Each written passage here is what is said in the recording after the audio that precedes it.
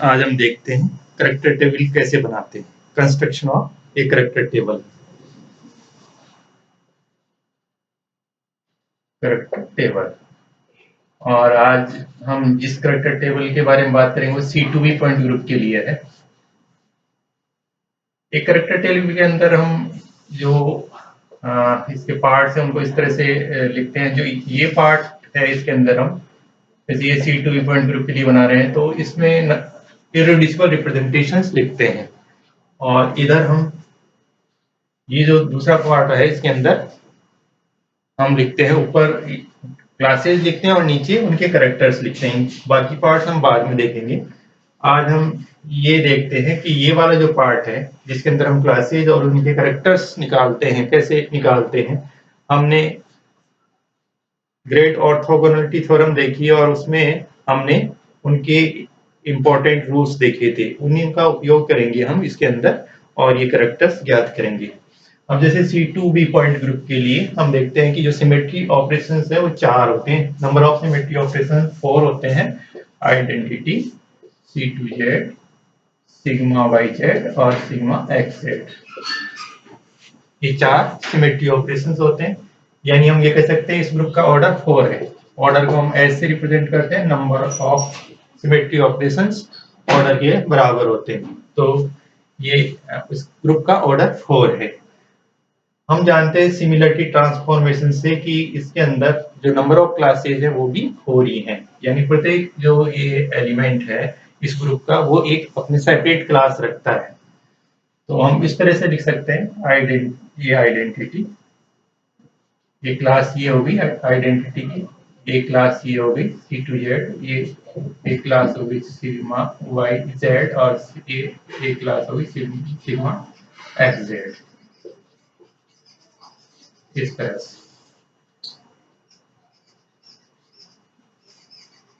अब हमने जो रूल्स देखे उनके अकॉर्डिंग ये है कि जितने क्लास होंगी उतने ही इररिड्यूसिबल रिप्रेजेंटेशन होंगे, क्योंकि 4 इसके अंदर क्लासेज हैं, इसलिए इसमें 4 ही इररिड्यूसिबल रिप्रेजेंटेशन होंगे। तो हम इनको इस तरह से दर्शाते हैं, τ1, τ2, τ3, τ4। इनको बाद में हम मूल्यांकन सिंबल्स के रूप में दर्शाएंगे, वो हम बाद में करेंगे। अभी हम देखते हैं कि हम ये कैरेक्टर्स कैसे निकालते हैं। तो इस तरह से हम करते हैं। अब सुविधा के लिए हम इनकी वैल्यू यहाँ मैं ऐसे लिख देता हूँ इनको, जैसे ये इसका कैरेक्टर ये है chi1e, इसका है chi1 C2Z, ये यहाँ कैरेक्टर chi1 सिग्मा YZ, यहाँ मैं लिख देता हूँ chi1 सिग्मा XZ। इनकी वैल्यूज हम अभी निकालेंगे, लेकिन पहले हम इस तरह से लिख लेते हैं। यहाँ chi2 chi2 C2Z, chi2 sigma YZ और chi2 सिग्मा XZ। इसी तरह इसका लिख लेते हैं chi3 chi3 C2Z, chi3 sigma YZ और chi3 सिग्मा XZ। इस तरह इसके कैरेक्टर्स लिख लेते हैं फोर्थ इररेड्यूसिबल रिप्रेजेंटेशन के लिए। X for E, ये sorry chi for E, chi for C2Z, chi for sigma YZ, chi, ये हम chi से रिप्रेजेंट कर रहे हैं, कैरेक्टर है chi for सिग्मा XZ। तो इस तरह से ये कैरेक्टर्स मान लीजिए हम इस तरह से रिप्रेजेंट कर रहे हैं। हम अब रूल्स लगा के इन कैरेक्टर्स की वैल्यू निकालेंगे। तो एक जो रूल है वो ये है कि ये जो डायमेंशंस होते हैं सारे के सारे इररेड्यूसिबल रिप्रेजेंटेशंस के डायमेंशंस का अगर स्क्वायर करके सम करते हैं तो वो ऑर्डर के बराबर होता है, उस ग्रुप के ऑर्डर के बराबर होता है। तो ये डायमेंशंस हैं, इनका स्क्वायर करके हम इस रूल को हम ऐसे लिखते हैं। इस रूल को हम इस तरह से रिप्रेजेंट करते हैं। इस तरह से हम देख चुके हैं, इसको हम इस तरह से रिप्रेजेंट करते हैं। अब हम इसको ऐसे लिख सकते हैं chi1e का स्क्वायर प्लस chi2 ई का स्क्वायर प्लस chi3 ई का स्क्वायर प्लस chi4 ई का स्क्वायर, ये किसके बराबर होगा? ऑर्डर के बराबर। ऑर्डर कितना है? 4 है, तो 4 के बराबर होगा। अब ये देखने की बात है इसमें कि ये जो वैल्यूज हैं इनकी डायमेंशंस की, ये न तो जीरो हो सकती है न ही नेगेटिव हो सकती है, पॉजिटिव वैल्यू होगी। अब हम अगर इनमें पॉजिटिव वैल्यू रखते हैं तो देखिए इसमें सब ये वैल्यूज 1 आएंगी, इनकी वैल्यू हमें 1 लिखनी होगी, क्योंकि कहीं भी हम जीरो नहीं लिख सकते हैं और कहीं भी नेगेटिव वैल्यू नहीं लिख सकते, इसलिए ये सारे वैल्यूज जो है वो +1 के बराबर होंगी।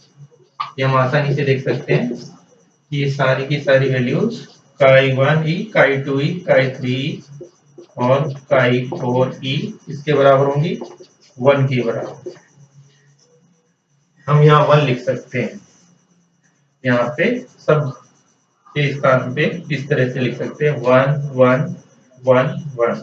इस तरह की जो इररिड्यूसिबल करेक्ट ये होते हैं रिप्रेजेंटेशंस, उनको वन डायमेंशनल इररिड्यूसिबल रिप्रेजेंटेशन कहते हैं। तो ये सारे के सारे जो इररिड्यूसिबल रिप्रेजेंटेशंस हैं, चारों के चारों ये वन डायमेंशनल इररिड्यूसिबल रिप्रेजेंटेशंस हैं।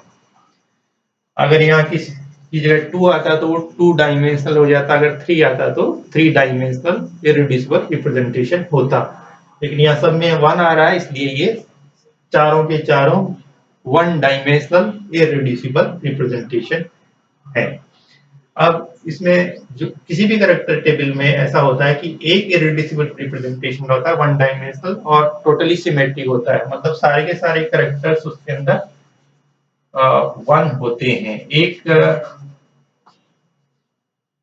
रिप्रेजेंटेशन ऐसा होता है कि सारे के सारे कैरेक्टर्स उसके अंदर 1 होते हैं, सिमेट्रिक टोटली सिमेट्रिक होते हैं, यानी प्लस क्या ये अंदर होते हैं, ये 1 सारे के सारे 1 होते हैं। सभी कैरेक्टर टेबल्स में ऐसा होता है। तो अब हम देखते हैं बाकी के जो कैरेक्टर्स हैं उसको हम कैसे निकालेंगे, कैसे निकालें। तो इनके लिए हम रूल्स अप्लाई करेंगे। एक रूल हम जानते हैं कि किसी भी रिप्रेजेंटेशन के जो कैरेक्टर्स हैं उनका स्क्वायर करके अगर हम उनका सम करते हैं तो वो ऑर्डर के बराबर होता है। तो उसके अकॉर्डिंग हम इस तरह से लिख सकते हैं,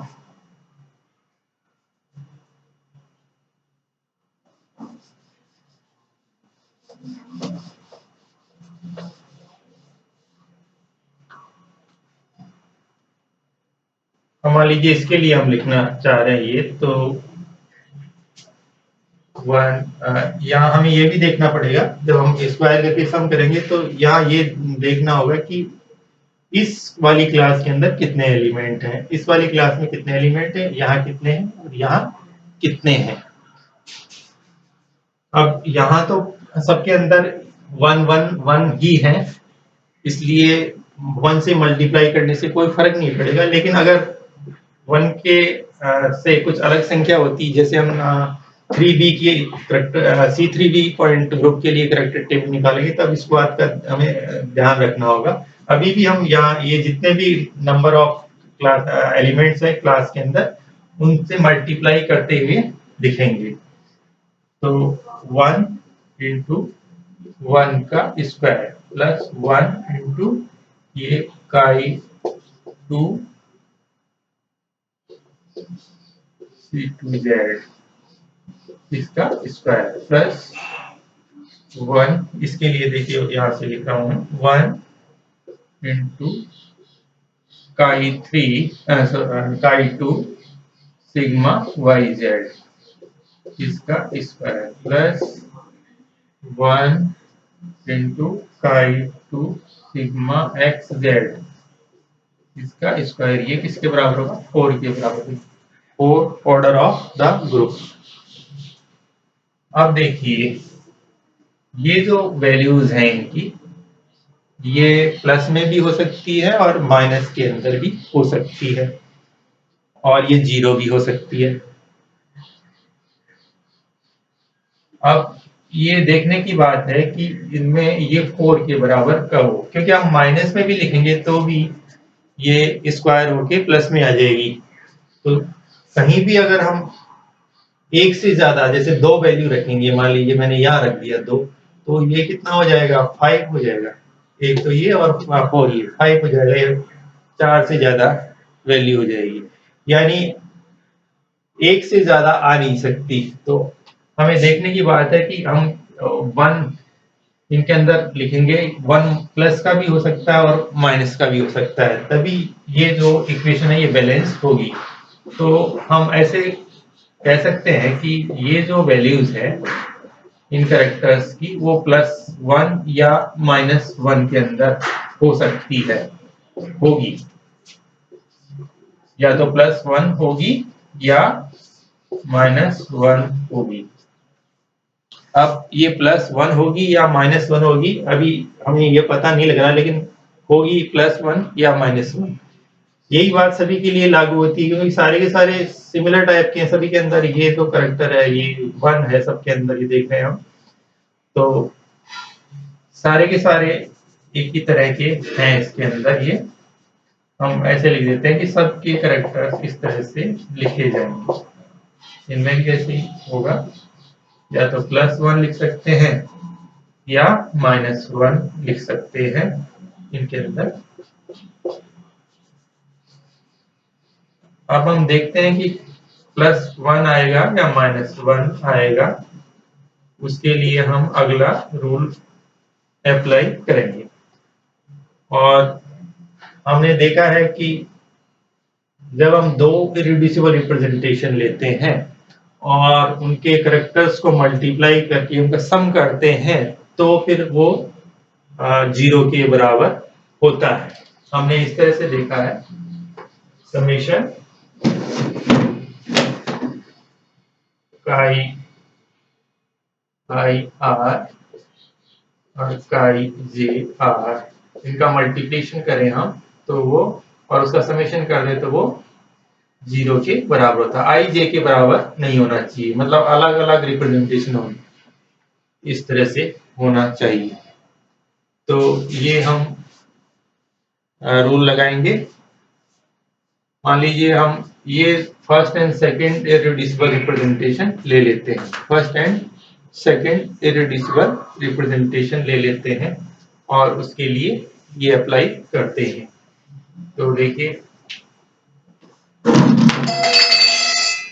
हमें ये भी देखना होगा यहाँ नंबर ऑफ क्लासेस, ये जो नंबर ऑफ एलिमेंट्स है सब क्लासेस के अंदर, उसको मल्टीप्लाई करते हुए हम लिखेंगे। तो यहाँ क्योंकि 1 है सब क्लासेस के अंदर एलिमेंट्स, इसलिए इसका फर्क नहीं पड़ेगा, फिर मैं ऐसे लिख रहा हूँ 1 × 1 × 1, फिर प्लस का निशान, या एलिमेंट्स 1, ये इसका करेक्टर 1 और इसका +-1। फिर देखिए इसका नंबर ऑफ एलिमेंट 1, ये +1 में है, ये +-1, और ये एलिमेंट 1 नंबर ऑफ एलिमेंट, ये करेक्टर 1 और +-1 इजिकल टू 0 होगा। अब हम कितने +1 लें और ये कहाँ पे +1 लें और कहाँ पे -1 लें जिससे ये 0 के बराबर हो। तो हमें ये स्पष्ट हो जाता है कि हमें दो जगह -1 लेना होगा, हमें दो जगह -1 लेना होगा, और एक यहाँ पे जैसे मान लो हम प्लस का लेते हैं तो हमें दो यहाँ माइनस के लेने होंगे, या हम मान लीजिए 2 हम यहाँ माइनस के लेते हैं तो हमें यहाँ प्लस का लेना होगा। इससे क्या होगा, 2 और -2 होके ये 0 के बराबर हो जाएगा।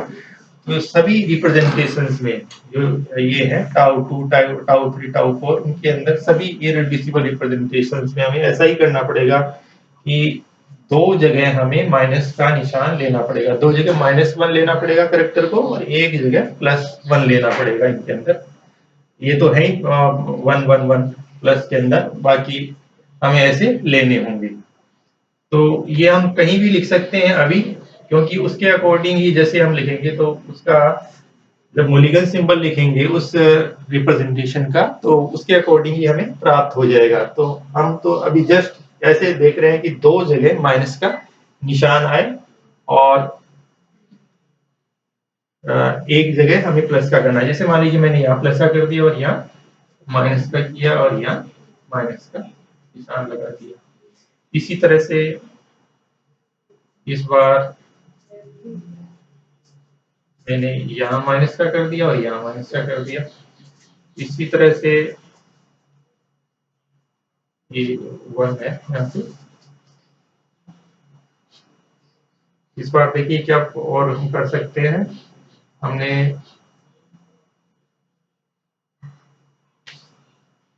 यहाँ माइनस का ले सकते हैं, यहाँ भी माइनस का और यहाँ प्लस का। इस तरह से ये पॉसिबिलिटीज हो सकती है कि हम दो बार यहाँ माइनस का ले लें, एक बार यहाँ ले लें, या एक बार यहाँ और एक बार यहाँ ले लें। इस तरह से हम ये करेक्टर्स याद कर लेते हैं। तो ये वाला पोर्शन जिसके अंदर हम करेक्टर्स लिखते हैं, इस तरह से याद किया जा सकता है।